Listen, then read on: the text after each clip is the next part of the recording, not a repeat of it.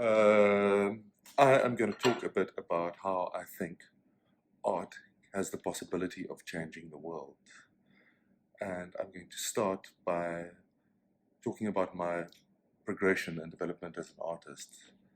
How I started out as a photographer, first as a photojournalist, and then the frustrations that came out of that moved into a more artistic-based practice, longer form projects, kind of a slow journalism in a way.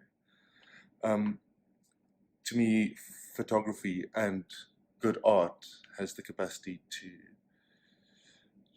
make you change. It has the capacity to make you change the way you look at the world. I can look at a landscape and go, oh, that's a David Goldblatt landscape. Or I can look at a person on the street. We're in Hong Kong at the moment, and I can look at someone on the street in Hong Kong and go, oh, that's a Ren Hung person over there. So artists have the capacity to change and shape the way we see things, which is amazing. Maybe not the way they intended to do it, but it can fundamentally alter the way we see. One of the things I also believe it has the capacity to do is to change the rhythm at which we see. We are inundated with imagery, whether it's through Instagram or media or just visually looking around us. But when you stop and look at an artwork, and if it's a successful artwork that holds your attention and holds your soul and your gaze, it takes you out of that rhythm. It forces you to slow down. It forces you to look and engage and ask questions, and maybe not vocalized questions, maybe something on a much more emotive level. And I think that's amazing. I think that's incredibly powerful and meaningful and necessary and important. On a more personal level, the projects that I do tend to be over very long periods of time, and sometimes they are narrative-based and sometimes they're not.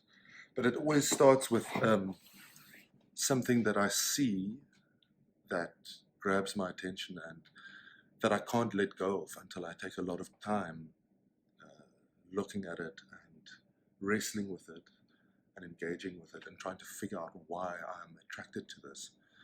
And usually these projects end when the way that I'm looking has changed. So I might be looking at it in a certain way for a period of time and feeling a compulsion to keep on looking at a certain theme. And the moment I go through this process of looking, the moment that way of looking changes is when a project reaches its conclusion. And that in itself is something amazing. It's a, I'm never quite sure in the beginning why I'm attracted to this. And only afterwards can I imbue it with meaning and analyze it and try and figure it out. And there's something kind of childlike in that, in a desire to just look at something and do something without having a specific reason that's clear at the beginning of why one wants to do that. And I think that, I know that's important. I know there's something beautiful in that, and there's something incredibly life-affirming, incredibly fulfilling about that as well. It's you go on a journey, and with it, of course, comes all these incredible insecurities as to why am I doing this? Where does it go to?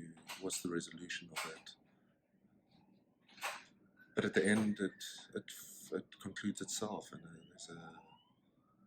there's something magical about that.